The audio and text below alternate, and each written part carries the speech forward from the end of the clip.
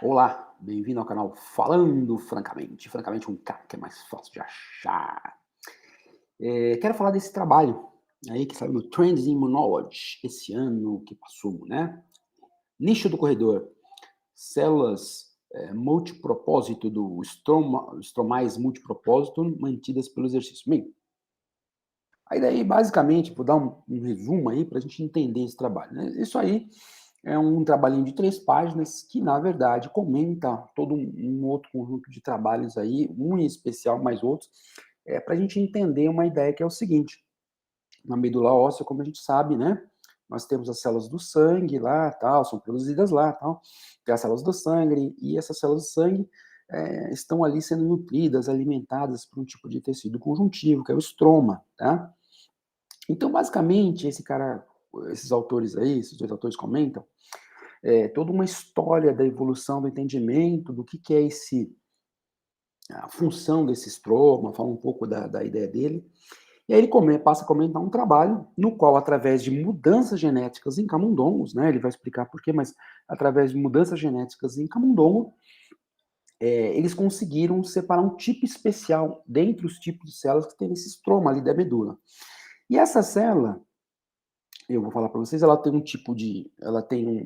expressão de uma proteína que está ligada ao osteoblasto, formação óssea, e ao mesmo tempo receptor de leptina ali e tal, e essa célula produz um fator, que é o fator estromal, né, tal, vou falar, que também ajuda a produzir células linfocitárias, células da imunidade, tá? Então, ele comenta isso, e aí no trabalho ele fala que basicamente, esse novo tipo de célula está envolvido tanto nessa parte óssea como na parte de formação de células imunes, diminui com o envelhecimento e que eles observaram que essa diminuição do envelhecimento ela vamos dizer, contrabalanceada pelo fato do camundongo fazer exercício. Tá? Então, eu vou falar um pouco mais agora, um pouquinho mais elaborado, tentando ser rápido, e no final falar umas conclusões sobre você. Então, esse trabalho ele fala que as células estromais lá, que elas coexpressam, né, receptor desta osteolectina e receptor de leptina na medula óssea, dão suporte, então, às células imunes, progetoras linfóides e tal. Então, o que ele começa a falar? Ele começa a falar que historicamente, tá? Então, isso que é o aspecto complicado, eu tive que estudar para entender isso, que não é da minha área. Historicamente, lá em 1927, por exemplo, né, em 1927, foi observada uma mutação natural num tipo de camundongo que afetava a pelagem desse camundongo. E esse camundongo ele tinha alteração da pigmentação, portanto, anormalidades reprodutivas, né? E anemia macrocítica, que é aquela anemia onde o, as hemácias crescem, geralmente, ou em função da absorção inadequada de nutrientes, ou por falta de vitamina B12, ou por falta de folato. Mas isso aí era uma questão genética, né? E aí, eles chamaram foi marcado com um nome que chama white spotting, né? E depois um outro, em 1956, uma outra mutação que era chamada de Still,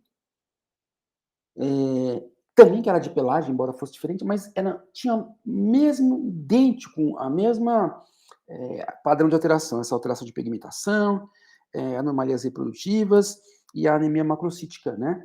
E aí isso levou a ideia de que as mutações tinham acontecido em 2 locais que funcionavam um como receptor e outro como ligante. E aí se descobriu mesmo, com o tempo, lá na década de 80, 87, 86, que o tal do white spotting, né, que fazia uma certa mutação no receptor lá, de um receptor que é chamado tirosina quinase, CKIT, ele está lá no cromossomo 5, enquanto o ligante desse CKIT é o tal do fator estromal, que é um fator de crescimento importante para células tronco do gameta, hematopoética, gameta hematopoética, é, gameta hematopoética, por exemplo. Né? A minha letra é tão boa que eu não entendo qualquer outra aqui. Tá. Então, gameta hematopoética com certeza, tá? E aí, eles perceberam então que aquelas mutações lá na pelagem, inicialmente, que eles não tinham como detectar por mecanismo de genéticos, não tinha essa tecnologia, estava envolvido em 2 locos, né, 2 locais no código genético, um no cromossomo 5, que era do c-kit, e outro no cromossomo 10, que era da tal do SCF, que é o Stem Cell Factor, esse fator de crescimento aí que eu falei que é importante para várias células hematopoéticas, tá? Então, voltando a esse trabalho aqui, aí ele comenta esse histórico para dizer que desde essa época tem esse estudo, e um grande problema de estudar essa questão do estroma ali, né, dessa parte nutritiva ali da medula óssea, desse ambiente, é que ele tem uma heterogeneidade muito grande de células. Então, que eles não sabem como cada célula daquela, cada tipo de célula atua na hematopoese. Porque sabe que ela participa e ajuda, né? Então ela produz, tem células ali que produzem o tal do SCF, que é o fator, o Stem Factor lá, né? Cell Factor, e outros fatores de crescimento, mas o pessoal não sabia na prática como isso funcionava, né? Como isso funcionava na prática, então em vivo. Aí até que um cara percebeu o que eu tinha falado agora há pouco, né? Que tinha um tipo de células desse estroma que coexpressava 2 tipos de receptor. Um dessa osteolectina, que é essa proteína da parte óssea, e ao mesmo tempo essa proteína do receptor de leptina. Então, um tipo de célula estromal, um cara percebeu, que coexpressava osteolectina e ao mesmo tempo receptor de leptina. E essa célula é um grande produtor do tal do SCF, né, o Stem Factor lá, né, que é importante para as células hematopoéticas, tudo isso que eu estou falando para vocês que tinha sido descoberto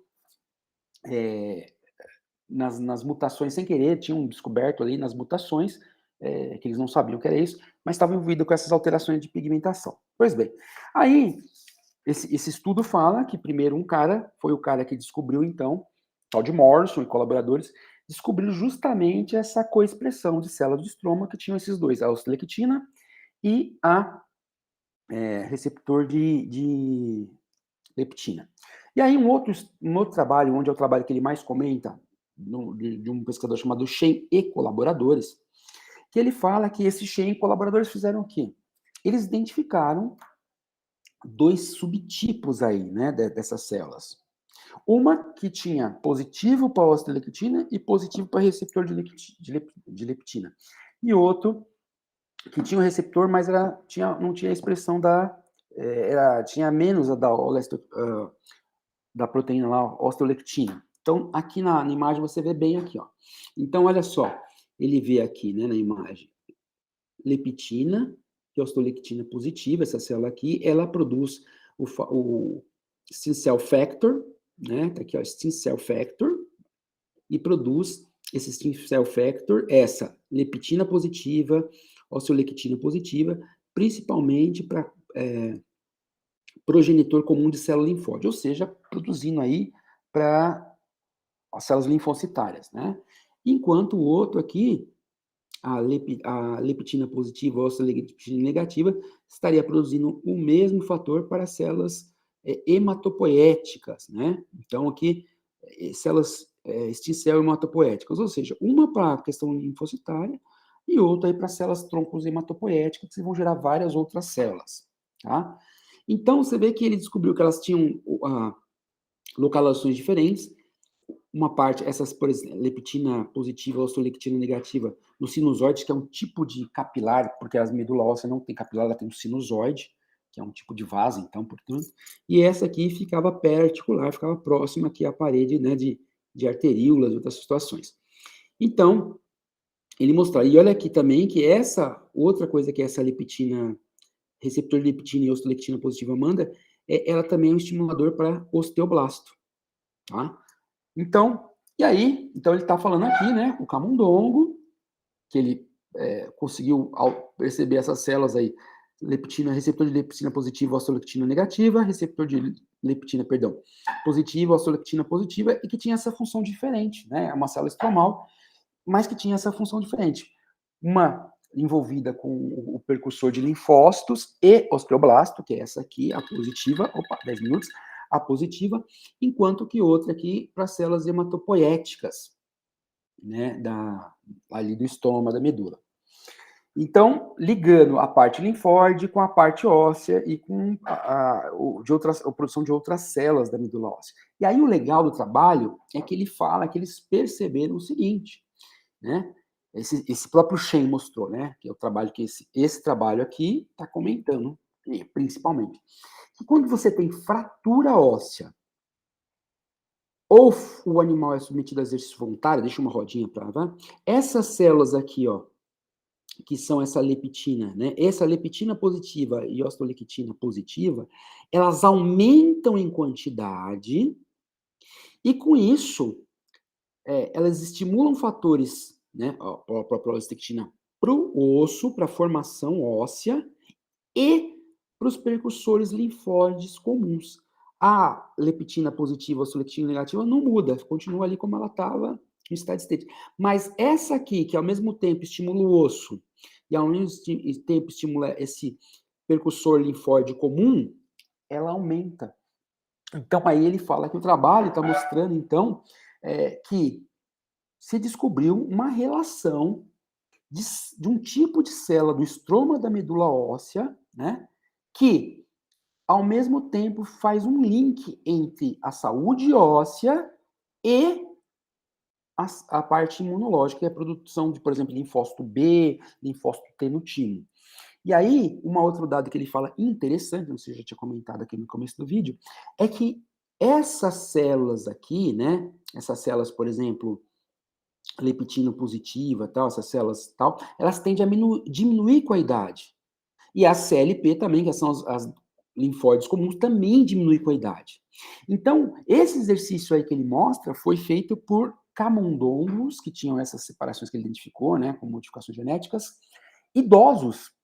Então, isso aí mostrou que quando o camundongo faz isso, ele aumenta essas células que estavam diminuídas, então tendo uma estimulação maior de osteoblasto para a formação óssea e uma estimulação pré-produção de linfócitos, tanto no timo como na própria medula óssea. E aí ele faz um comentário final que ele fala que esses dados são importantes entender isso, por quê? Porque isso pode ser estendido, traduzido para seres humanos. Por exemplo, capacitando o desenvolvimento de estratégias para mitigar, possivelmente, reverter o declínio dessas CLP, que são as células, os linfócitos, por exemplo, né? Que caem no envelhecimento, e aí o indivíduo vai ter infecção, um monte de problema que a gente vê aí com os idosos, e a formação óssea, né? E além disso, ele fala assim que essa relação, uma outra coisa interessante, né? O que ele mostrou? Eu esqueci de comentar. Como é que ele sabe, né, essa coisa aqui da parte óssea? Tem um gene, tá? Tem um gene que chama PISO1, né? Então, esse gene PISO1, ele fez um animal também, no qual esse gene, PISO1, ele é um gene que estimula canais iônicos que sentem tensão mecânica, né? Sentem a parte de tensão mecânica. Então, por isso que ele fala que é o exercício e é a parte do exercício que tem essa tensão mecânica, reforçando aí a ideia que ele fala que a grande questão é o exercício e é uma questão. Então, olha, quando eles deletaram esse gene PIESO1, né, que é o gene que codifica os canais iônicos mecanosensíveis, esse efeito do exercício se perdia. Então, mostrando que que o exercício tanto estimula essa célula no animal idoso, que esse estímulo é perdido quando se bloqueia esse gene que codifica os canais ionossensíveis, né? Sensíveis a impacto, a tensão. Então, mostrando que é via exercício. Então, ele fala que isso é muito importante para entender o exercício, e ele até brinca, ele fala assim, que essa relação do exercício, da tensão e da pressão, é mais um motivo para se combater aquela ideia do coach potato, da preguiça de ficar no sofá, né? Então, provavelmente aí, o que ele está abrindo as portas de trabalho é para aquela ideia de fazer pesquisas da importância, amanhã ou depois, de entender os mecanismos genéticos, como o exercício pode fortalecer a parte óssea do idoso, né? E, ao mesmo tempo, a parte imune, um mecanismo que está ligando as duas coisas via esse tipo de célula da estroma da medula, a LPR, leptina positiva ou osteolectina positiva, né? Então é isso, gente. Eu sei que, assim, às vezes parece um pouco complexo, tá? Se parece brincadeira. É como eu falei, esse é um trabalho, comentando outros, de 3 páginas apenas.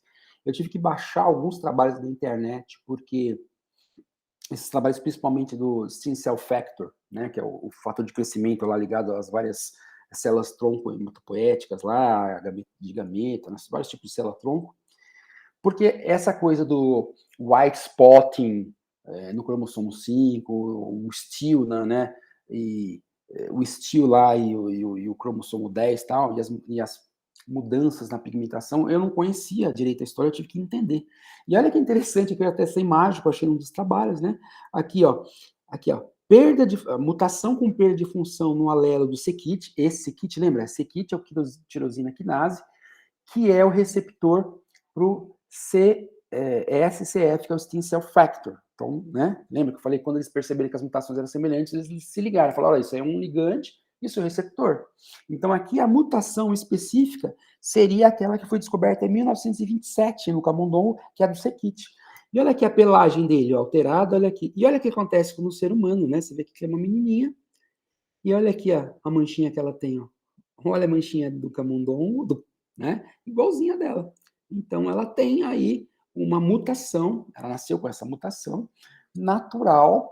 O camundongo também foi natural, né? Esses camundongos aí não foram de eleição genética, não foram um trabalho de engenharia genética, mas naquele receptor de CKIT foi perdido, e aí você observa essas alterações, né? Então, como eu falei para vocês, um trabalho simples, mas eu tive que ir para outros, porque não fugi um pouco das minhas áreas aí de especialidade, mas é muito interessante, né, como áreas de revistas que não tem nenhuma especialidade de exercício, mas mostrando mais mecanismos adicionais de como o exercício é positivo para a saúde. Aí, no caso, através de um tipo de célula, né, ligando, né, aquelas células.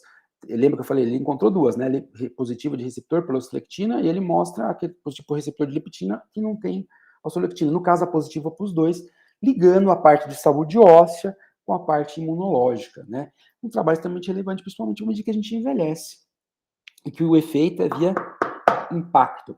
Então, quero agradecer aí por assistir o vídeo, quero agradecer ao meu amigo Ricardo Palumbo, que lá no, né, para vocês seguirem lá no Instagram, um Holobluff, né, dele, que tem uns desenhos sensacionais, eu gosto dos desenhos dele. Aí, esse, como tinha a ver com hematopoiese, sangue e osso, né, eu vi esse desenho, eu pedi para ele sempre gentil me empresta o desenho, e é isso aí, quero mandar um abraço para ele por essa gentileza. Então, é isso.